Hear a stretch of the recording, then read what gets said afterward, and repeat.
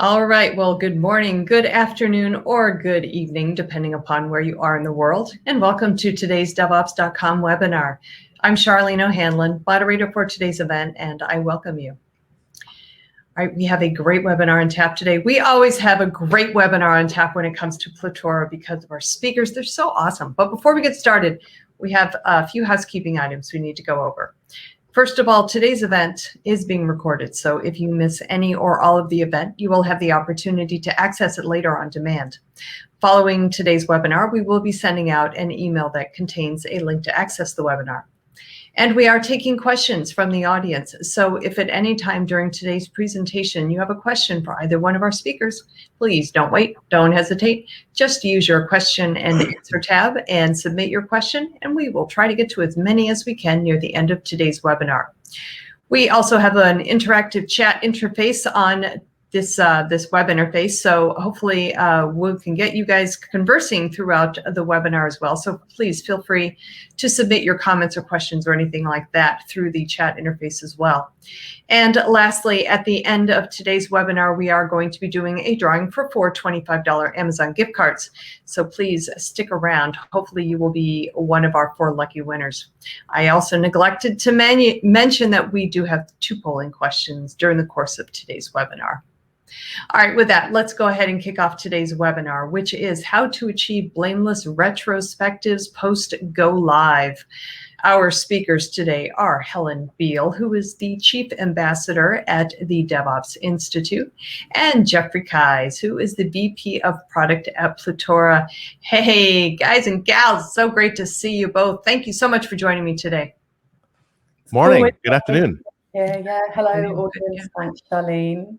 All right, no problem. I'm going to take myself off camera, put myself on mute, let you guys get back, and I'll be back on during the polling question time. Awesome. Thanks, Charlene. So today's flow, we're going to be talking about blame and how we work towards being blameless. We're going to talk about why failure is inevitable and then give you some tips on running a blameless retrospective. So it is a uncomfortable human truth, I think, that we blame each other. And there's some real solid kind of psychological, evolutionary reasons why we do that. It can make us feel better or superior to others. It's kind of like that survival instinct, I think. It is.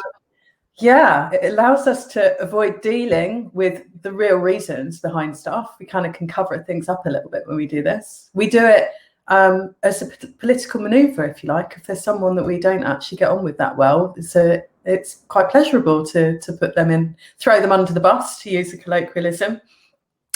And it's an easy way out of a problem. And this is probably one of my favorites. So I might kind of dwell here for a little bit with Jeff. But some of you may know, if you've seen me speak at other events, I do quite a lot of talks on neuroscience and neuroscience in the workplace. And one of the things I discovered in my neurobiology journey is that actually blaming other people is addictive, like literally triggers the same paths and chemical reactions and the hormonal reactions in the brain as things like gambling do. It feels good. It feels good because you're getting yourself out of the threat because you're telling people it's someone else. So I'm sure it's a wonderful thing, isn't it? I mean, I remember the little kids, animals feel like it, they do it.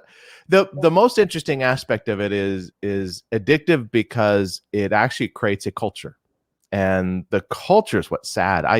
I work with someone here at Platora, and their prior environment, one of the first things they mentioned is that the culture of their prior company was toxic, and that's why they left. And when pressed on a bit more, well, tell me about toxic, it was because of blame. Because once a person's blamed, they feel criticized, and then they're looking for the opportunity of there's the grudge. Okay, now I don't like that person. They're not on my side. They're out to whatever. And so they're looking for the next opportunity to, throw mud where they can. And it just, man, there's something about it. When you say that we blame others makes us feel better, there's something really empowering as soon as we can take any kind of blame off of ourselves, that all of a sudden, if we can blame someone else, it gives, it's like, what a wonderful feeling. We don't have to think about, we had no fault in it. We're innocent bystanders, Yeah, it's their fault. It wasn't me. Mm-hmm. It wasn't me. That reminds me of a song, doesn't it? Yeah. So yeah, you're right. We see this like behavior becomes endemic in some organizations, and it is completely toxic, and it's horrible, because if you're the person, we talked about the person blaming, but what about if you're the person that is blamed? What if you're the scapegoat? You know, we've got these words like scapegoat and witches hunt, which are really ancient words in our language, which comes from these sort of medieval behaviors, where people would put the blame on people in societies. And we've got to remember that our organizations are effectively microcosmic societies, and they have their own climate and they have their own culture, and that's the sum of the behaviors that we see. And we copy each other's behaviors, and we hire people often that are like us. You know, we've got a big diversity and inclusion problem across the industry, across the world, that people are trying to deal with all the time. And that stems from the fact that we do tend to hire people like us. We tend to feel more comfortable in our own tribe. So it becomes very self-perpetuating. And it's horrible. It's not a sustainable way of working, and it's not productive. It's incredibly wasteful to blame somebody for a problem that might have been yours. You're wasting time in resolving the problem and getting, ultimately, we always talk about this, ultimately you're getting in the way of getting the value to your customer when you play these sort of blame games. Well, and absolutely. And it's the exact opposite of a team. Yes. And I just want to, before we move on to one more slide, I want to talk about Westram's typology of culture, which I'm sure many listeners are aware of. But Ron Westram did some research it's actually in the healthcare industry, and really quite a long time ago now. I think it was the 1980s. And we use this typology of culture a lot when we are coaching organizations on trying to understand what their culture looks like, trying to quantify this big, fluffy kind of what's the word for kind of like cloudy kind of thing that's hard to put your finger on. The typology gives us various different rows of things to consider. And one is what happens to messengers. And then we have 3 columns in the typology table that tell us how different cultures look. And we start with pathological, which is kind of like the mafia. It's really punitive. Then we have bureaucracy or bureaucratic environments, which most of us have lived in, and many people still do live in now. And then we have generative, which is more like your Ben and Jerry's, a bit more kind of relaxed, more modern. And then if we were to expand on that now, looking at things like holocracy and reinventing organizations by Frederick Laloux, we would tack on teal organizations as well. But the one we often get kind of stuck on in training and coaching when we're talking about the typology is the messengers one. And in a pathological culture, we talk about messengers getting shot. In the bureaucratic one, we talk about them getting ignored. And in the generative environment, we talk about messengers that are trained. So the shot is obviously not real. It's what we mean is it's punishment, right? And this is another reason why it's so unhealthy, because blame happens when something goes wrong. When something goes wrong in our technological environments, we don't want to be covering it up and ignoring it. What we want to do is treat it like a learning opportunity. But if you're punishing people because bad stuff is happening, of course they're going to blame each other. Of course they're going to be scared, because they're scared of losing their job, losing some professional status. There's a lot at risk, and it goes along with fear and blame sit together. Yep, absolutely. So let's explore this a little bit more from the context of what we think blameless looks like. So Norm Kurth, who wrote Project Retrospectives, a handbook for team review, said this: regardless of what we discover, we understand and truly believe that everyone did the best job they could, given what they knew at the time, their skills and abilities, the resources available, and the situation at hand. So it starts with assuming positive intent of every team member. And you could probably sit there and ask yourselves whether you feel like you and your peers in your team, whether you start from this psychological space, whether that is the mental model that you have. And Jeff, is it your experience that all of the teams that you've worked with have this kind of what I would call very healthy pattern of thinking where they is foundational? No, not at all. In fact, far from it. In fact, this is a constant set of things that I find talking to people about of interpreting perceptions and interpreting the actions of other people and interpreting what it is that they did and why. It's funny how our own insecurities for every single person, you can take an event and discover, as you kind of as you try to connect the dots between what happened and how a person interpreted it, at some point in time, I find that, there's some personal experience that has helped define the way they interpret it. They did this because, they didn't care. They did this because, they're out to get so-and-so, or they're, negligent, or other things that are part of where the blame would come from. And as you dive into it, you start to understand their experiences. Oftentimes, their perception of how they interpret the blame came from their prior experiences, even from other people.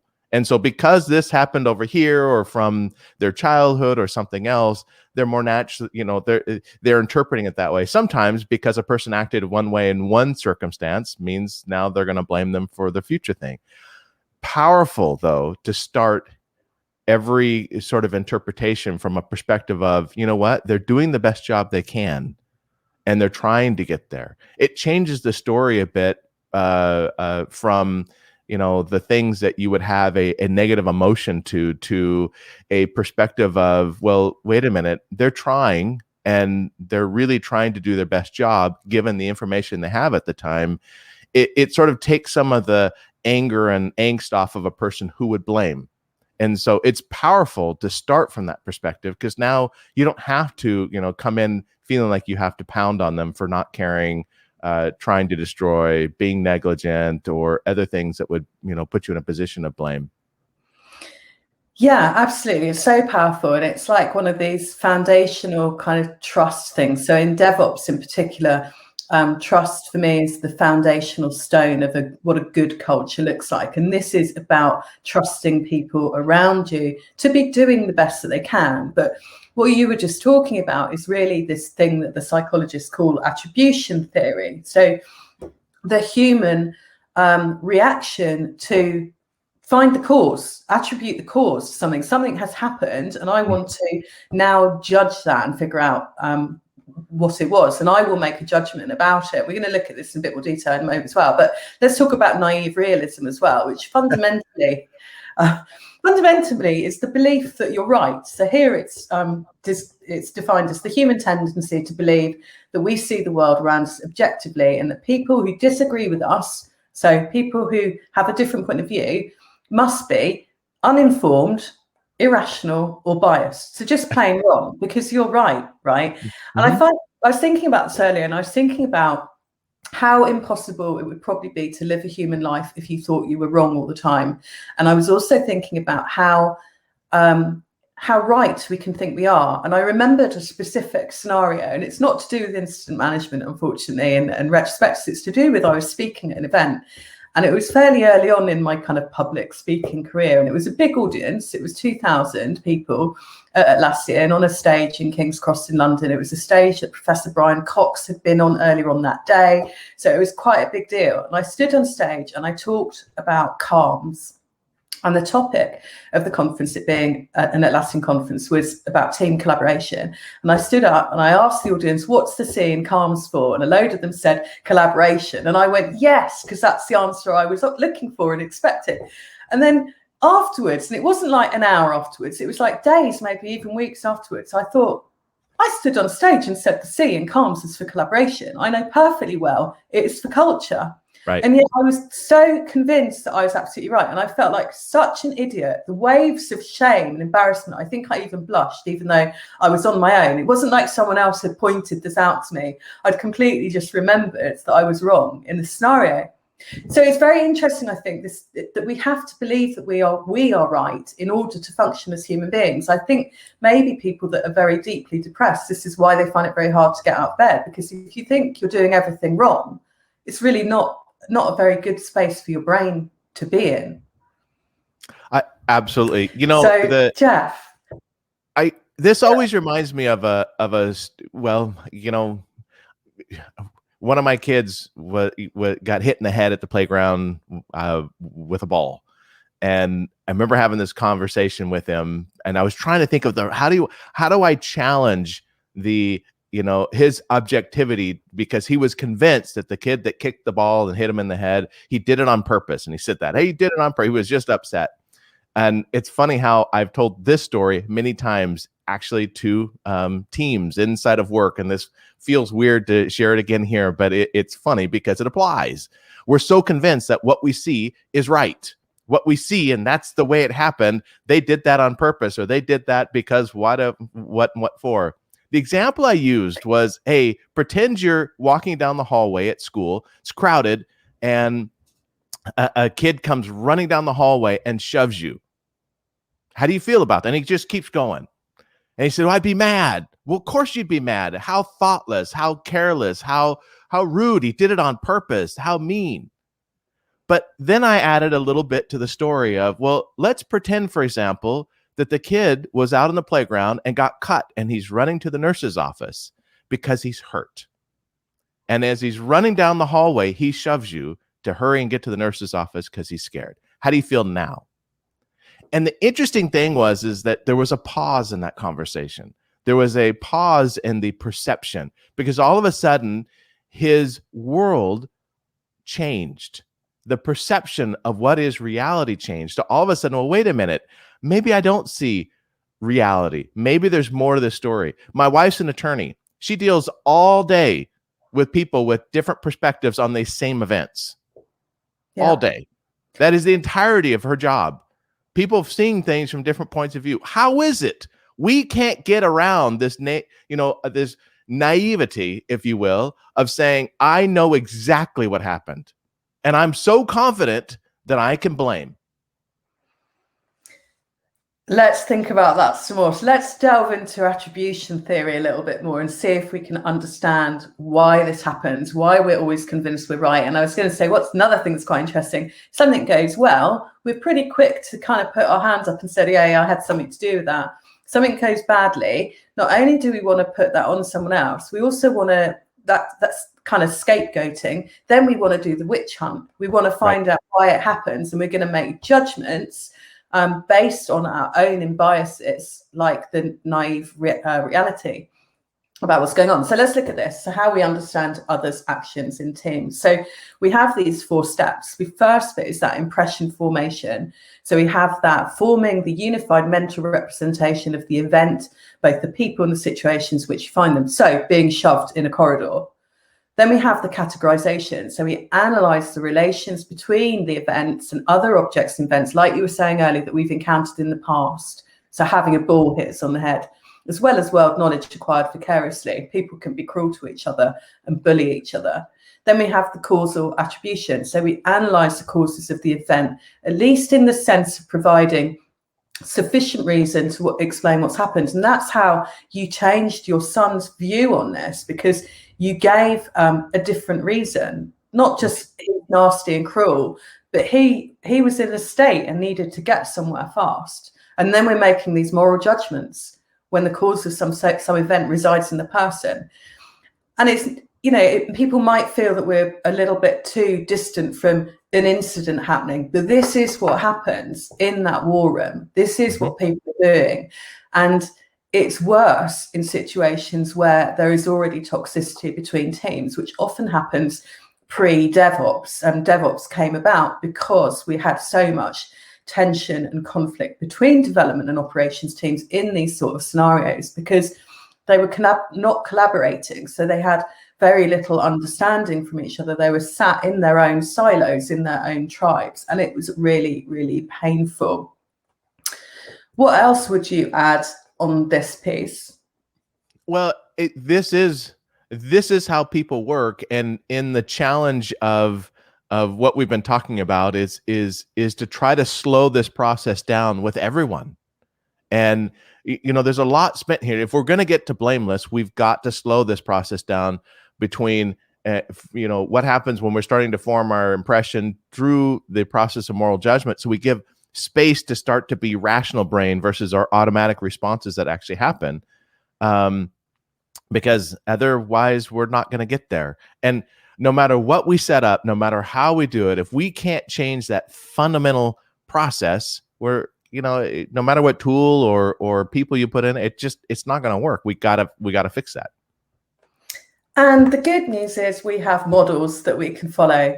If you're feeling like you're in a horrible toxic team, in a blame finger pointing culture, don't worry. It doesn't have to stay like that forever. You can change it. And a really good place to, whenever you're trying to change something, is to look to models and patterns at work. And I really love this one, of course, from Google. They're so good at so many things, but they did some internal analysis on high functioning or high performing teams called Project Aristotle. And they discovered that the number one attribute of the higher performing teams in their organization was psychological safety. And this goes hand in hand with what we're talking about. That quote that we had earlier on from Norm Kurth is kind of the same thing. It's trusting that the people around you are trying to do the right thing, and also trusting that you are not going to be punished if you make a mistake. So just to read some of the words out, it refers to an individual's perception of the consequences of taking an interpersonal risk. It's a belief that the team is safe for risk in the face of being seen as ignorant, incompetent, negative, disruptive. Those are all the kind of words we use when we're blaming people.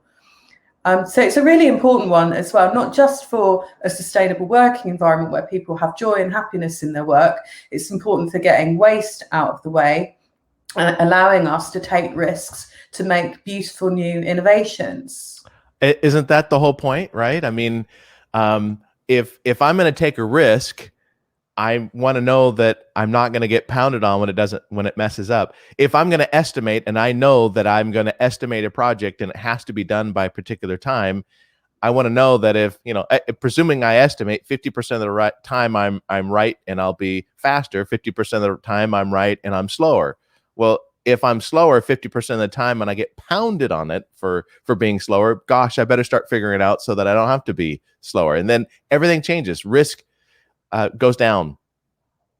And some companies actually give rewards for risk failing. So in some of the DevOps Institute courses, we talk about Procter & Gamble, quite famous for it. I did some consulting work at Lego many years ago, and they did a similar thing where people got awarded for most failed projects. And it's kind of like it's to generate that embracing of innovation. Etsy, of course, had the 3-arm jumper that they go to people. There was a classic a blog post out there about how one particular developer balked the system one day and she got the 3-arm jumper. I'm not sure it's out there anymore, but good cultures recognize that problems and failures are learning opportunities.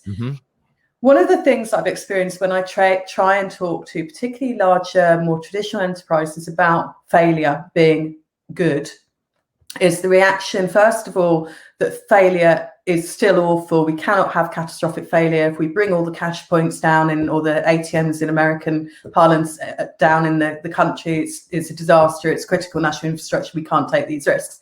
So people don't understand that there's kind of shades of failure. And then the other reaction I would often get is that people would say, well, if we don't punish people, then they're going to feel that they can do anything and it's going to be completely chaotic. But we have something else. We have another tool, which is accountability. So tell us, Jeff, how you would help people move from a culture of blame to one where they understand that people are accountable and people feel genuinely accountable and act like it. I like the word ownership more than accountability, but it is accountability. Ownership means all of a sudden it's mine. It's pride of ownership. It's value in pointing to the successful side of the risks that they took, and therefore the accountability changes things. And I like how I like how this describes the process of is there anything in the systems or structures that increases the likelihood of error? Okay, there's a systemic part of the problem analysis as you think about it from an accountable point of view versus when you're thinking about it from an individual point of view. Wow, we can use a system. We can change our focus from who to what happened. It's such a difference of, hey, this is mine. I own it. How did this happen to mine? And how do I help all this get better? The performance side instead of punishment. the accountability of what it means to do to get the results we want versus deciding the intent behind how we're going to punish someone for not getting it done. It's such a difference. The ultimate focus, I think, is in the outcome of using every failure as a learning opportunity, as we're talking about. That's the accountability. How will we be different the next time? We, not you or so forth. And we meaning the systems, the processes, the tools. How will we be different so that we are better, so that we improve the value better? I love the thinking. Yeah, I think you're really hitting the nail on the head, and that it's got to be the we. So going back to that Project Aristotle, we've got to have a team that feels psychologically safe with each other. So the old, there's no I in team, but it's really hard to blame yourself, right? It's really hard to accept that you've done something wrong. You get all those feelings of shame and embarrassment. So, but accountability, it needs to happen as a team, and then we can have it personally. So there are things that we can do. So we can check our own biases. And so often when I have these conversations, we end up back in some kind of mindfulness Buddhist space that sometimes makes me feel a bit hippy dippy, but we've got a lot of neuroscience to plow into this as well, right? So check your own biases. Instead of kind of pointing things to other people, first of all, sit back and go, how do I feel about this? Think about the pressures on people involved, and not just that person had the weight of the world on his shoulders when he performed that release last night because everyone else was out having a party or distracted with something else, but personal pressures as well. People moving house, having a divorce, is their dog ill? There are a lot of things that affect us as individual humans that impact our ability to work. So be a mindful human and be a compassionate and empathetic human. Do what we said earlier. So assume that positive intent. So don't always start off thinking, Jeff didn't mean to do that. Jeff was doing the best that he could with the resources that he had, before you start plowing into people. And then try and get yourself out of the naive reality. Understand that people are acting rationally from their own perspective. Even if you think that what they just did was nuts, they obviously thought there was a good reason to do that. What other tips do we have here? Acknowledging failure is inevitable. Yep. Yeah, it is. And acknowledge failure is what a great tool failure is at pointing out where the people, process, and tools went wrong. And the people meaning the way that it's the people are supported. And I think whenever we focus on these things, make sure that all your wording, all your communication focuses on the actual events that happen. Make them be super factual. Make them be, the build failed, the deployment blew up, customers went out. There's, there's all sorts of things to make sure that you include as part of that description that don't involve blaming people. I remember the first time I heard it from a code review perspective. Focus on the code. I do a lot of writing. Focus on the writing, not you wrote this wrong. Just, hey, this sounds weird. There's all different sorts of areas where that learning and how that communication of failure changes everything. Yeah, it's take a deep breath. Don't say Dave broke the build. The build broke. That's how you say it. And we do have emotions at work. We don't talk about them anywhere near enough. And when things get stressful, when it's a hair on fire moment, when an incident has happened and things are falling apart around you, it's easy to get angry. So take that anger and work with it constructively. Maybe even learn more about what happens in conflict situations. Maybe even go on to masterclass and do Chris, I can't remember his second name, but he does a great masterclass on negotiation skills. But some of these softer skills in these hard environments are really, really super helpful. But let's have a poll. Charlene, please, may we have a poll? Yep. Yes, you may have a poll. The first poll is going out to the audience now. The question is, how does your organization respond to mistakes? Boy, there's a lot of responses here. Okay, we've got everybody blames everybody. We point and punish. We look to understand the root cause of mistakes. We learn from it. We cover it up. We have a blameless culture. Or other, please comment in the chat. And by the way, we've got some great comments in the public chat so far. So I encourage folks to continue submitting those comments. Very, very, very insightful stuff. But I'm going to leave the poll open for a minute or two and let folks go ahead and make their selection. Helen and Jeff, if you guys want to continue your conversation for a minute, and then we'll take a look at the poll results when you're ready. Sure. So we just made this comment that failures are inevitable, and that's because software is complex. And it's, we've been building these systems for a really long time. We've got really complex, fragile infrastructure and really complex, fragile applications. I even struggle to use the word application these days, actually, because it's quite hard to identify single application in environments. They're very fragmented, they cross over, they've got big monolithic bits and small microservice bits and huge integrations. So it's very hard. So how do we cope, Jeff, in this environment where it's complex and we know things are going to go wrong? Well, I think that's the first thing is what a great way to get rid of blame is to start with knowing this ain't easy. I know we've been doing this for a lot of years, but oh my goodness, the level of complexity that these systems have and the number of intricacies of how things can go wrong is massive.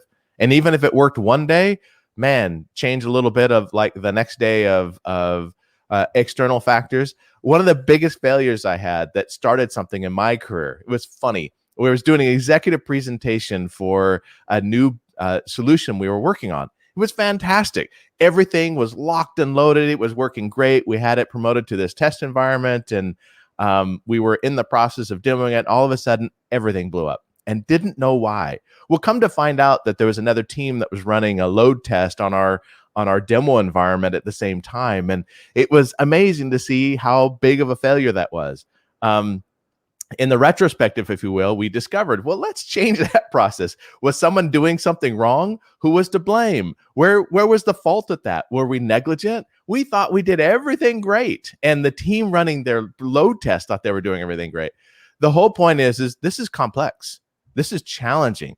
We're faced with really hard things of save money, innovate, create solutions that customers will love, create real value for the company. Meanwhile, do it and never screw up. It's not going to happen. So start with knowing that, things are hard and that's where you're going to come from. When you have issues, it's a learning experience. And that's the point. We want to use those learning experiences to improve. That's the same no matter how you do anything. It's an experimentation process and approach it from experimentation. But that means we've got to capture the incidences. We've got to capture the things that went wrong. And there's more than an incident would be, hey, we blew up production. Great. Now that we know we blew that up, well, let's look at what happened as part of that. What was the timeline? What was the root cause? What was the impact? How many systems went down? And start to discover that. But those aren't the only things we want to learn from. While we were going live, it was hard because I couldn't shut certain systems down. It took too long. This part feels fragile. There's issues over here. There's a lot of other aspects of keeping the lights on and software delivery that we've got to take into account. But all these kind of play a part of looking at the failures and near failures, if you will. Absolutely. We're going to take a look at the poll results in a moment. But just before we do that, I want to talk about something that Jeff and I were chatting about the other day. And it's almost like a capability scale of incident response. And the kind of at the lowest level, we've got instant happens, we fix it. We're under loads of pressure, so we go back to our desks and carry on building right. whatever we're done. It's this. Then the next level is incident happens, we fix it, we have a retro, we write a load of actions down and we put them in Confluence, and then we never look at them again. Then there's another level, which is we have an incident, we fix it, we have a retrospective, we write the actions down, and then we close our ticket. And then there's the higher level one. So the closing the ticket's important because the next level one is we're going to write an experiment, and that incident ticket does not close until that experiment is complete and we've got feedback from it. And that is the discipline that teams need to have around incident management and retrospectives to ensure that they don't continually end up fixing the same problems over and over and then not creating more technical debt. It's really hard for people to do, by the way, because it assumes that you're being allowed the space to spend the time to make those improvements. And I cannot tell you how many times in the field I've heard the phrase, we can't find the time to save time. And that is particularly in IT operations departments, because they are so busy with unplanned work. It is a vicious cycle. We've got fragile systems, they cause problems, cause unplanned work. And then we never get to fix the fragility. We never get to invest time to become anti-fragile. So we just keep on going round and round like a hamster wheel. But we're going to have some solutions for you at some point soon. But before we go there, let's have a talk about the poll. Charlene, how did we do? Well, the results are very interesting. Of the responses, 34%, the largest number, said we look to understand the root cause of mistakes. And that is followed somewhat closely by 30% who said we learn from it. And then way down farther is 10% each for either everybody blames everybody or we point and punish. And then we just had 8% each for we cover it up and we have a blameless culture. Only 8% blameless culture. Yep. Yeah, that's a bit, and only learning from it's pretty good, 30%, but we've still got 34 at root cause, which sounds like a good thing to do, but actually treating it as a learning opportunity is more important. And A and B, everybody blames everybody, and we point and punish. And also E, actually, we cover it up. Those are all the really worst anti-patterns. So we've got 28% of the audience. That's, again, nearly a third of the audience that are living in that sort of toxic culture. Although this, we had multiple answers, didn't we? So I would have to look at the data a bit more. But let's just say that's a lot of people out there that are still living in these kind of environments that we're trying to fix. Yeah, and what a crappy, and this is why we need to spend more time on this topic. There's some instruction. We have to help people change the culture, because that's no fun. That's not a fun workplace. I don't want to work in a place where, the risk of failure means you're going to get pounded. That's not why we're here. Innovation involves, 99% perspiration, 1% inspiration, and that perspiration is going to involve mistakes. And this is one of my kind of self-professed mission at work, is to bring more joy to work. And this is a key way to do it. So let's get there. Let's talk about how to do it. So using value stream thinking. So thinking like a value stream and understanding that you all have a role in getting the job done. And the job that you're doing is getting the value to the customer is really, really powerful at bringing teams together. If we can reduce the time between instance and retrospectives, that means those retrospectives get done. And they get done quickly with the right data, hopefully. And the data thing is really, really key. Yep. We keep on coming back to the data. Make sure everybody it should be is represented in that retrospective. So don't leave people out of the room, because they'll probably be the ones that get the blame or the actions. I mean, it's like we always laugh about it, or they weren't there, so we go from the actions. But it's kind of not that funny. Just make sure everyone's there. What else would you say about this, tightening this feedback loop? What can we do from a technical perspective? Excuse me. Well, the value of mistakes and the value of failure is in the data that it produces. Ultimately, you can look at that data and decide and make business decisions on it that will improve. So don't waste any failure. Any failure is awesome. And you can bring that data in to tighten that feedback loop, but you need the data. You need the ability and the culture to actually react to it. Absolutely. Let's take another poll. Please, Charlene, are you ready for us? I am ready for you, and the poll is going out right now. A little bit of a lag on my side. I apologize for that, guys. Okay, the question is, what does your incident management process look like?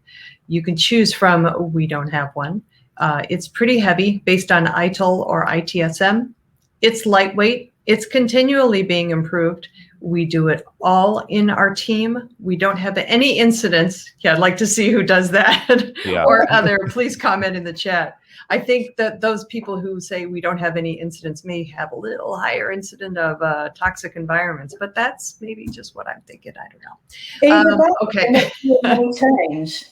Yeah, right. All right, I'm going to leave this open for a little bit for you guys. You can continue with your presentation, and we'll circle back on the poll results in a bit.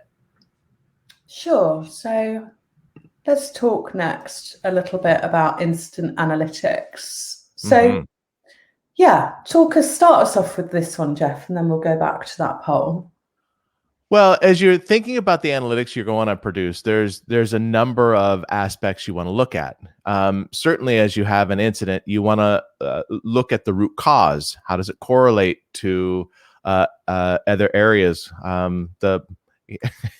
It's sort of the blast radius, if you will, of it. The number of changes, the releases, what does it relate to? What is it that came in to the system that was, where does it actually relate to as it comes through?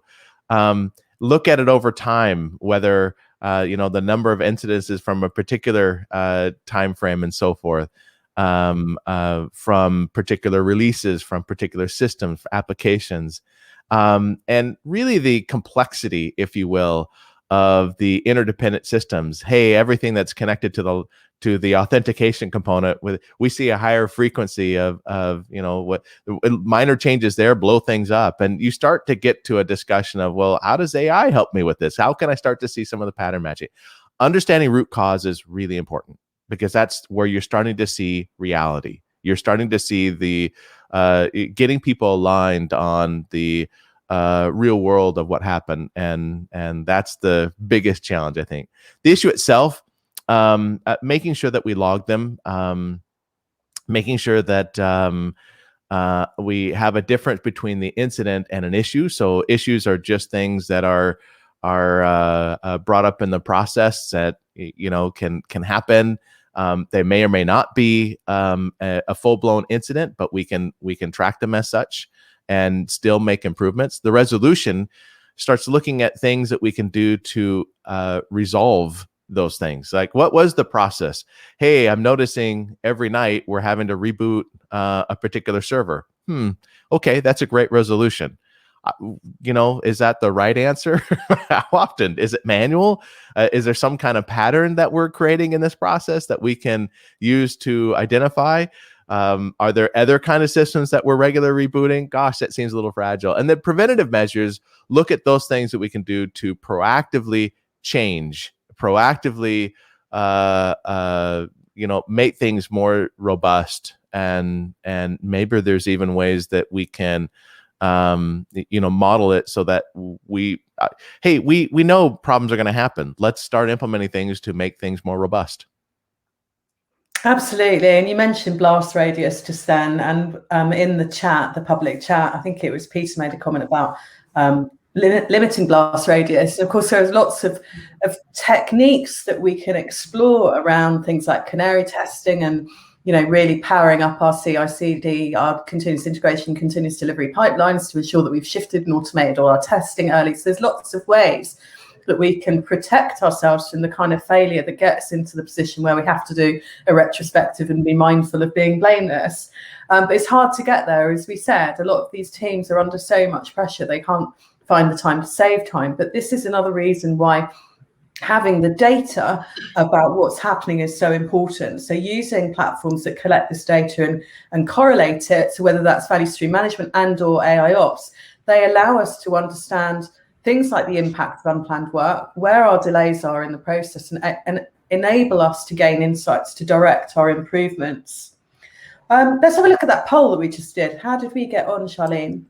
Well, we had some very interesting results. The majority, or the largest number of people, 33%, said that their incident management process is continually being improved. So there's that. The second largest percentage was 24% who said their incident management process is pretty heavy based on ITIL or ITSM.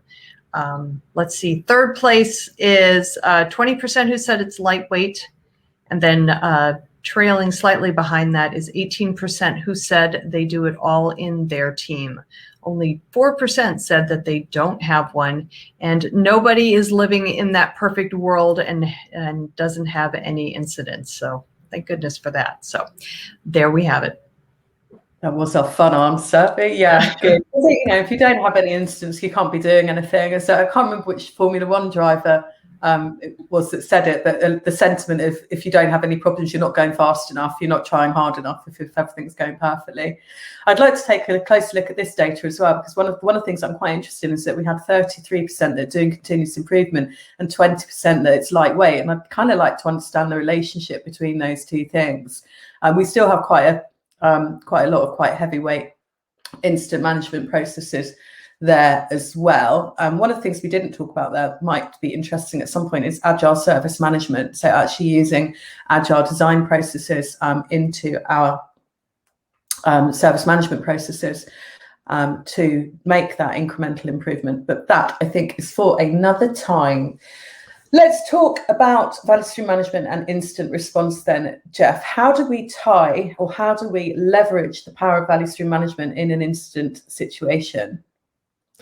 Well, so the whole point is the data, and oftentimes, you know, as the poll shows, at least a quarter of folks say it's a pretty heavy process based on ITIL ITSM, which means you're really just looking at what's happening in production. Hey, we had an incident. Let's do a postmortem. You know, how do we, you know, solve that? And that's what we're looking at. Boy, if you're only doing you know, retrospectives on incidences, you're missing the point. Just like if you're only doing retrospectives on your sprint, you're missing the point. There's value here in looking at the entire cycle, because look at those two retrospectives, for example. One is from a dev team, the other one is from an ops team. We're trying to get to a point where we're DevOps and we're all together. This is where Platora comes in with value stream management. And value stream management as a solution says, look, let's look at the whole thing. Let's look at the incidences that are happening. They could even be pre-prod incidences. There's no requirement to say we only look at production. Pre-prod's a great place to start looking at what comes in. But let's have a data capture where we can capture problems, defects, you know, issues, incidences, wherever they lie, wherever they happen. And let's open it up so that anyone on the team, whether it's the dev team, the ops side, or the integrated product team, can start to look at things and provide some analysis. Let's look at them from a lifespan longer than just a sprint. When did it happen? Hey, I was in the middle of deploying as part of my UAT or an integration test, and now I can start to see some of the things that are happening. That's real life. That's awesome. And giving the opportunity to where we can start to bring these things together. One quick story. One of our customers, for example, is on the release side, and they're managing the intake process of scope items to releases. How does that play out? Well, as part of the process, they were noticing that a bunch of releases, there's patterns in the releases that were getting pushed to production, and that their dates were sliding. Not that there was an actual problem where production was being blown up, but their dates were sliding. What would happen is releases would come in, people would scope items to them. They would notice that some teams would say, well, gosh, I've got a couple of features that I really want to get in on this release train. Will you allow me to come in late? Sure, come in late. They started doing some analysis on that as part of the retrospective process and discovered that the majority of the impacts to their schedule were from these teams coming in late. When they would come in with a couple of extra features, instead of just cutting them and moving them to the next release train, they were causing issues where it impacted the whole schedule, so much so that they changed the process. That's an example of doing beyond just a sprint retrospective, or doing a retrospective from a perspective of using the data that comes in from value stream management, where you're aggregating data together, pulling it together, and making it available for the team to review the process. And make decisions about how to improve that, which of course is what we're always really doing in retros, is trying to look for those improvements. Peter just reminded me, it was Mario Andretti was the Formula One driver, and it's quoted in the Spotify engineering culture videos. If everything seems under control, you're not going fast enough, is the actual. That's perfect. Yeah, it's good, isn't it? I just thought the whole question we should ask another time, which is, where do people get data from for their retros? I have asked it in the chat, but not had any responses yet. So let's move on then and talk about the challenges that value stream management solves. Talk us through this, Jeff, please. Value stream management's a really cool concept. It is let's take data and aggregate systems together so that we can see what's happening across every stage of an application delivery pipeline, from ideation all the way to production and some of the post-production kinds of data. Right now, like we've been talking about, different teams seem different things. If you're on the ops side, you're thinking ITIL specific, and you're thinking the operational side. Well, how do you see what's coming? If you're really going to get effective at keeping and maintaining and improving what's happening in production, you're going to have to look left. And the only way to look left is to start having these cross-functional teams and bringing the data all together. This is what value stream management does, is to solve the problem of fragmented visibility along the application delivery pipeline. Doing so by aggregating the data together, normalizing it, converging the tool chains, if you will, and providing a layer of governance over the whole thing. Well, if you can't see what's happening at a single pipeline, you certainly can't see what's happening at the portfolio level. What value stream management does is basically homogenize all the different tools and normalizing that data into a common data model, so now that you can see everything at a portfolio level, aggregating together different releases so that they can be viewed and managed. The visibility brings efficiency and collaboration. That's the game changer. Now, part of the process is that you have to be agnostic to the tool, but not just the tool, but the methodology. Some teams are going to be slower than others in terms of their delivery cycles, in terms of their methodology that they're using. Their risk aversion is higher, and so they're going to require different things. Value stream management solves this by homogenizing those, by standardizing the flow into ways that every team can utilize, and you can see it across the board. Now, the biggest power of value stream management here truly is the providing the data and really the thresholds and the OKRs, if you will, that will guide continuous improvement. Now, here's the value.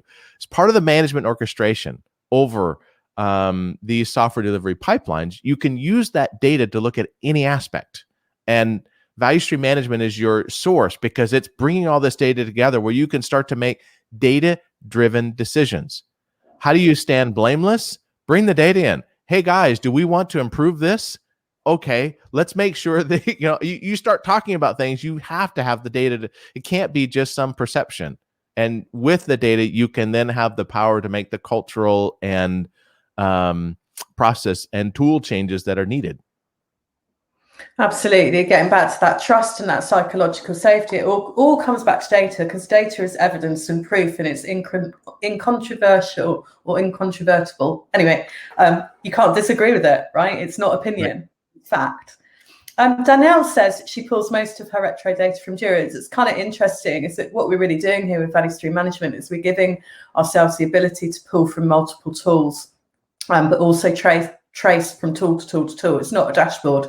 It allows us insights into the end-to-end process. So in cases where Jira is not enough, which I would suggest is all of them, using a tool like this allows us to get insights into everything that we're using. And you really want to be looking inside your CI/CD pipeline and your service desk and probably your AI ops systems as well to get a full picture to help people make the improvements that we want to make to move forward. So final slide today, Jeff, please.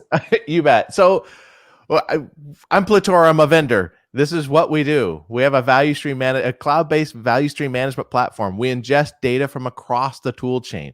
We pull it into a common data model. We normalize the data so that it doesn't matter what tool it comes from. Quality data looks like quality data. Environment data looks like environment data. All the planning data comes in and you can see it normalized. The statuses all come together. We can correlate that also. And here's the cool part from a retrospective point of view is you can now see what's happening from a planning point of view related to the incidences, related to the releases flowing through the system, related to the environments that they were on. And you can start to draw a very interesting map of what's happening. Now, the second layer of our solution, as I think about it in layers, the first layer being the integration, the second layer is a management orchestration layer. What Plutora does is have a release management and pipeline orchestration layer, and it gives the ability to actually model the release, if you will, the release trains and the value streams from idea all the way through production. You can see what environments they're on, what scope items, what do the scope items get added, when are they getting deployed, what are the quality of the various sub release trains in each release, and how are they doing, how far are they on the completion.